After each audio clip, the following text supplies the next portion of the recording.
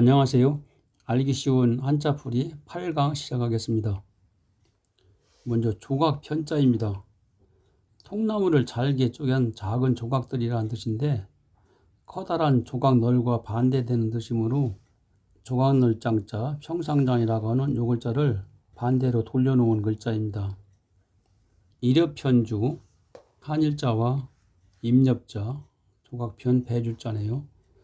하나의 나뭇잎 같은 조각배, 즉 한 척의 조그만 배라는 뜻이고, 일편단심은 붉을단자와 마음심자를 넣어가지고 한 조각의 붉은 마음이라는 뜻입니다.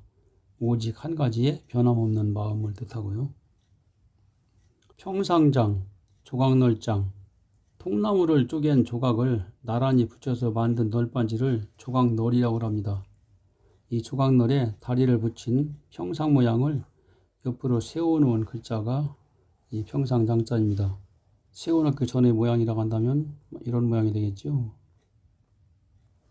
모양상자, 문서장자, 이 글자는 평상장자와 개견자를 합쳐가지고 평상 위에 올려놓고 기르는 애완견의 모양이다 해서 모양상이라고 하고, 이러한 개들은 문서, 즉 족보가 있다고 해서 문서장이라고도 합니다.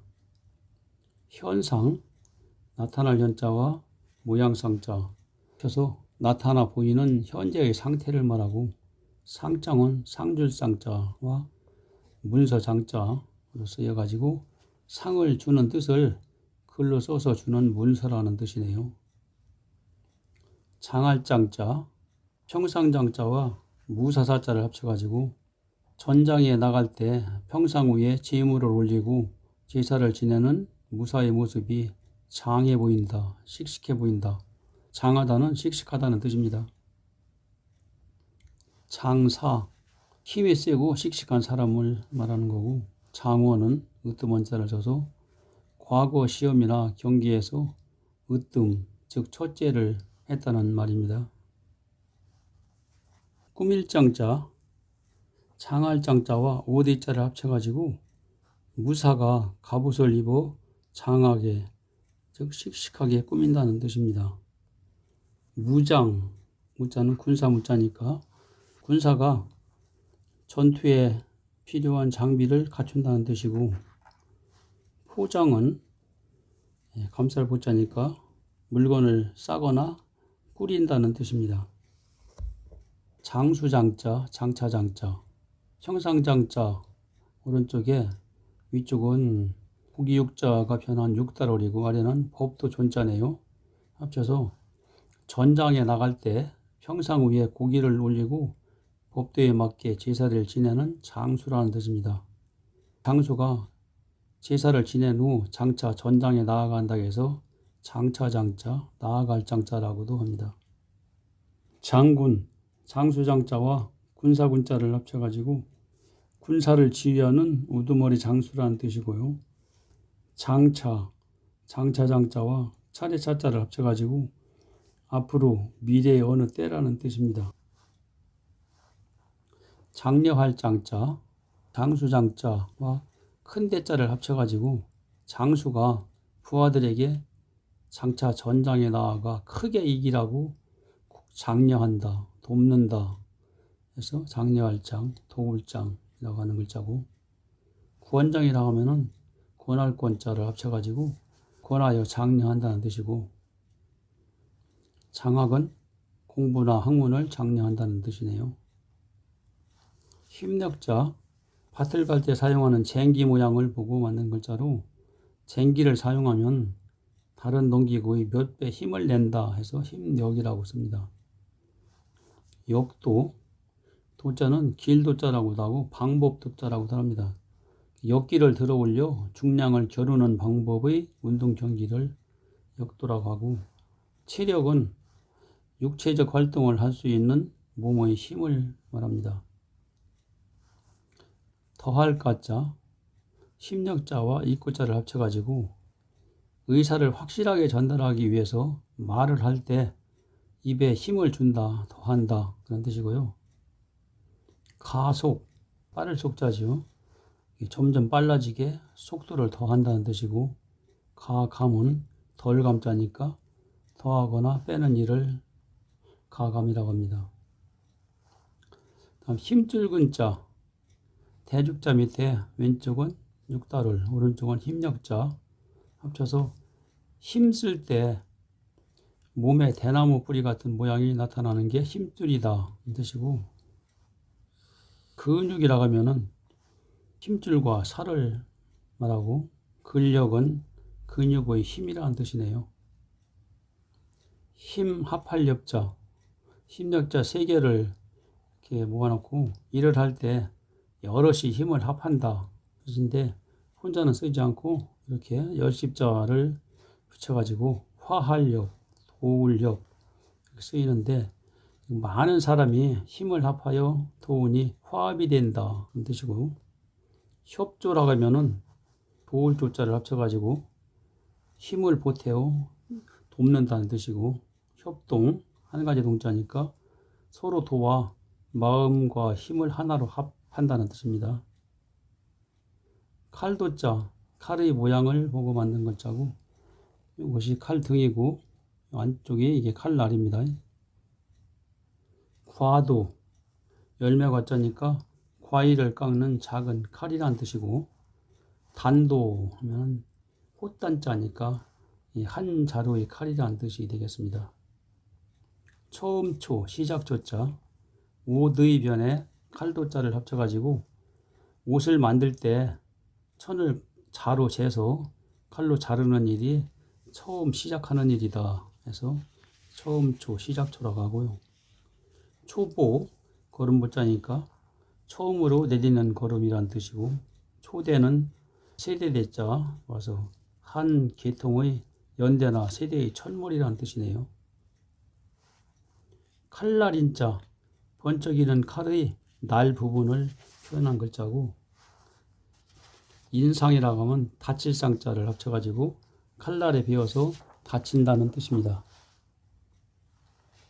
참을인자, 칼날인자와 마음심자를 합쳐가지고 칼날로 잔인하게 베는 듯한 마음의 아픔도 참고 견딘다 해서 참을인, 견딜인이라고도 하고 잔인할 인이라고도 합니다. 강인하다, 강할 강자를 합쳐서 강하게 억지로 참는다는 뜻이고, 잔인 때는 잔자가 나물 잔자라고도 하고 잔인할 잔자라고도 합니다. 여기서는 잔인할 잔자, 인정이 없고 몹시 모질다는 뜻이고요. 알인자, 인정할 인자, 말씀원변에 참을 인자를 합쳐서 남의 말을 끝까지 참고 들어서 그 내용을 정확히 알고 인정한다는 뜻입니다. 인식, 알인자와 알식자를 합쳐가지고 사물을 분별하고 판단하여 정확히 안다는 뜻이고요. 인정, 인정할 인자와 정할 정자를 합쳐서 확실히 그렇다고 여긴다는 뜻입니다. 불을 쏘자, 칼도자 밑에 입구자를 써가지고 무당이 칼춤을 추면서 입으로 신을 부른다는 뜻입니다. 소집이라고 하면 목을 짚자니까 교육이나 훈련을 하기 위해 불러서 모은다, 예비군 소집한다 그런 데 쓰지요. 불을 초자, 손수변에 불을 소자를 합쳐가지고 손짓하여 오도록 부른다는 뜻이네요. 초청, 청자도 청할 청자니까 다른 사람을 청하여 부른다는 뜻이고, 초대, 대자는 기다릴 때라고도 하고 대접할 때라고도 하죠. 그래서 사람을 불러서 대접한다는 뜻입니다. 살 발라낼 과자, 입구자 밑에 칼도자를 썼는데 여기서 입구자는 뼈에 붙어있는 살의 모양을 표현한 겁니다. 그래서 칼로 살을 발라서 갈라놓는다 는 뜻이고, 다를별, 나눌별에 쓰인 요 글자가 살 발라낼 과자가 이렇게 좀 변형된 글자입니다. 여기에 손깔토를 합쳐가지고 칼로 살을 발라서 나누어 놓은 뼈는 살과 다르다. 그래서 다를별, 나눌별이라고 하고요.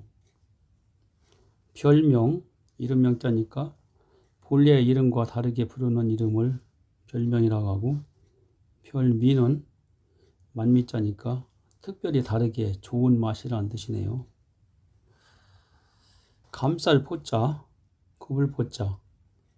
사람이 팔을 구부려 감싸 안은 모양이고, 밑에 있는 이 감쌀 포자의 원래 모양이기도 합니다. 감쌀 포자 안에 들어있는 글자가 이 자식사, 뱀사라고 하는 글자인데, 그 뱃속에 아기가 웅크리고 있는 모양과 같다 해서 자식사라고도 하고, 뱀이 또아리를 들고 있는 모양과 같아서 뱀사라고도 하는데, 혼자 쓸 때는 뱀사라고 하고 다른 글자 속에 포함되면 자식사라고 쓰이는 글자입니다. 뱃속에 있는 태아를 어머니 몸에 감싸고 있는 모양을 나타내는 글자고, 포위 하면은 에워쌀 위자를 합쳐서 주위를 에워싼다는 뜻이고, 포장, 꾸밀 장자에 썼으니까 물건을 싸거나 꾸린다는 뜻이네요. 태보포, 쇠포포자, 몸을 나타내는 육달월과 감쌀포자를 합쳐가지고 어머니 몸속에서 태아를 감싸고 있는 태보라는 뜻입니다. 엷은 막에 쌓여있는 몸속의 세포라고 해서 세포포라고도 하고요. 포자, 식물이 무성생식을 하기 위해 형성하는 생식세포를 말합니다. 세포, 간을 세자, 작다는 뜻인데 생물체를 이루고 있는 구조의 기본 단위를 세포라고 합니다. 대포포자, 돌석자에 감쌀포자를 합쳐가지고 옛날 전쟁 때 돌을 감싸서 힘껏 날려 적을 공격하던 투석기가 바로 대포입니다. 대포라고 하면은 지금은 돌로 하는 게 아니고 화약이나 쇠 같은 걸 넣어가지고 만들죠. 그래서 화약의 힘으로 큰 포탄을 멀리 내쏘는 무기를 현재의 대포고요. 포격은 격자가 칠격자, 공격할 격자 해서 대포를 쏘아서 공격한다는 뜻입니다. 지금까지 설명한 내용의 글자들을 이렇게 나열해 놨고 또 단어들도 나열을 해 놨습니다. 화면을 정지시키고 한번 읽어보셔서 복습을 해보시기 바랍니다. 이상 8강 강의를 마치겠습니다.